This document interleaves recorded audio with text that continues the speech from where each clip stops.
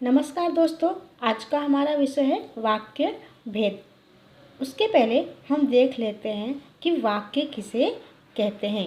अब आपके सामने एक वाक्य है, उस वाक्य को आप पढ़िए। हल किसान खेत चलाता में है। इस वाक्य को पढ़कर कोई भी अर्थ नहीं निकलता है, इसे मात्र हम शब्दों का समूह भर कह सकते हैं। अब वही वाक्य को नीचे देखिए, किसान खेत में हल चलाता है। अब इस वाक्य से अर्थ निकल रहा है, इसलिए इसे हम वाक्य कह सकते हैं। अब इस वाक्य से अर्थ इसलिए निकल रहा है क्योंकि यहाँ पर सभी शब्द व्यवस्थित हैं और एक सही तरीके से रखे गए हैं। इसलिए वाक्य जो होता है सिर्फ शब्दों का समूह नहीं होता है।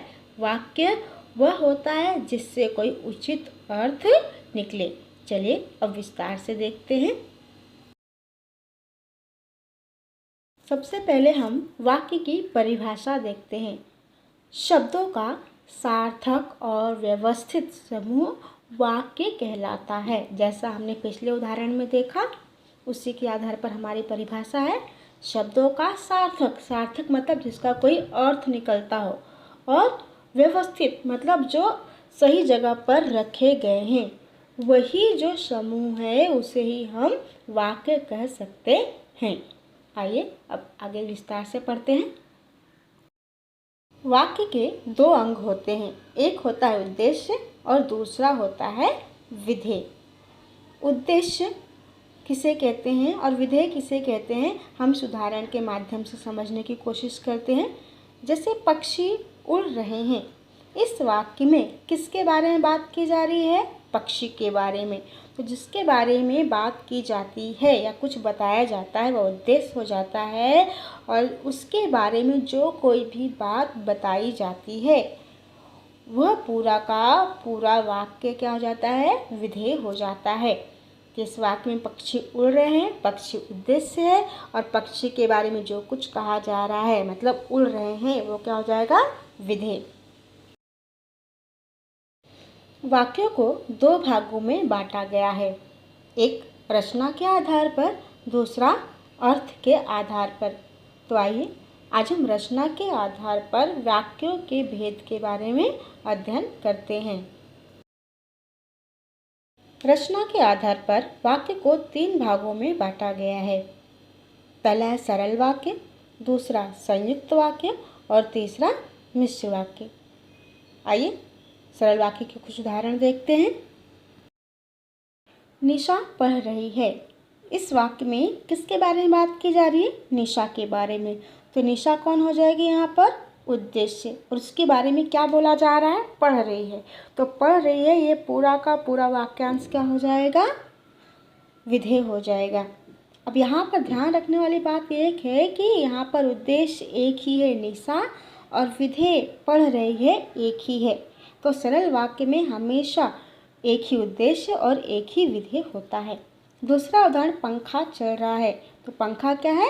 उद्देश्य, चल रहा है विधेय। यहाँ पर भी उद्देश्य और विधेय एक ही है। बारिश हो रही है। यहाँ पर बारिश कौन है? उद्देश्य, हो रही है क्या है? विधेय। तो यहाँ पर एक ही उद्देश्य है बारिश, और हो रही है विधेय एक ही है, इसलिए वाक्य क्या है? सरल वाक्य है। आइए अब सरल वाक्य की परिभाषा देखते हैं। जिन वाक्यों में केवल एक उद्देश्य और एक विधेय होता है उन्हें सरल वाक्य कहते हैं। जैसा कि हमने पिछले उदाहरण में देखा, उन वाक्यों में एक ही उद्देश्य था और एक ही विधेय था, इसलिए वे सभी के सभी वाक्य क्या थे? सरल वाक्य थे। अगला उदाहरण देखते हैं। सूर्य अस्त हुआ और दीप जल उठे।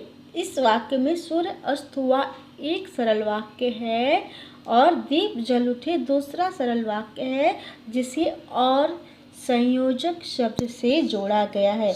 मतलब दो सरल वाक्य को किसी संयोजक के द्वारा जब जोड़ा जाता है वो वाक्य क्या कहलाता है? संयुक्त वाक्य। दूसरा वाक्य देखते हैं। माँ ने बच्चे को समझाया परंतु वह नहीं माना। यहाँ माँ ने बच्चे को समझाया एक सरल वाक्य है, वह नहीं माना दूसरा सरल वाक्य है, परंतु से क्या किया गया है, दोनों वाक्यों को जोड़ा गया है। परंतु यहाँ पर क्या है, संयोजक शब्द है। तीसरा उदाहरण, बादल छाए थे, एक सरल वाक्य। बारिश नहीं हुई, दूसरा सरल वाक्य, और इसे पर संयोजक के द्वारा जोड़ा गया है। तो जब दो सरल वाक्यों को किसी संयोजक के द्वारा जोड़ा जाता है वह वाक्य संयुक्त वाक्य कहलाता है। आइए अब संयुक्त वाक्य की परिभाषा देख लेते हैं।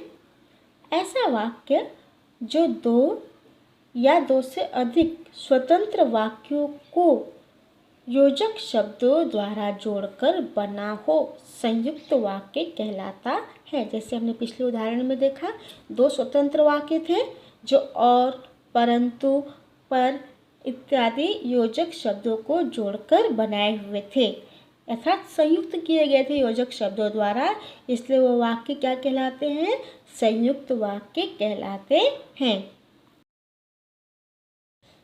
आइए अब कुछ योजक शब्दों को देख लेते हैं।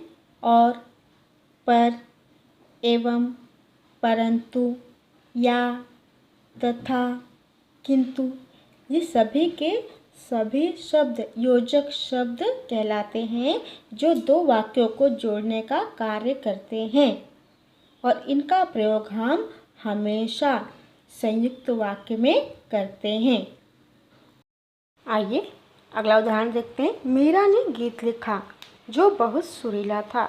इस वाक्य में मीरा ने गीत लिखा एक प्रधान वाक्य है, और जो बहुत सुरीला था उस पर आश्रित दूसरा वाक्य है। मतलब पहले वाक्य के ऊपर दूसरा वाक्य आश्रित है। जब दोनों वाक्य एक दूसरे से जुड़े होंगे, दूसरे से मिले हुए होंगे, तभी इस वाक्य का पूरा अर्थ निकलेगा। दूसरा वाक्य देखते, यदि वह मेहनत करता तो अवश्य सफल होता। वो कब सफल होता, जब वो मेहनत करता। मतलब पहला वाक्य जो है प्रधान वाक्य और दूसरा वाक्य क्या है, उसके ऊपर आश्रित मतलब निर्भर वाक्य है। जो सोता है वह खोता है। कौन खोता है भाई, जो सोता है।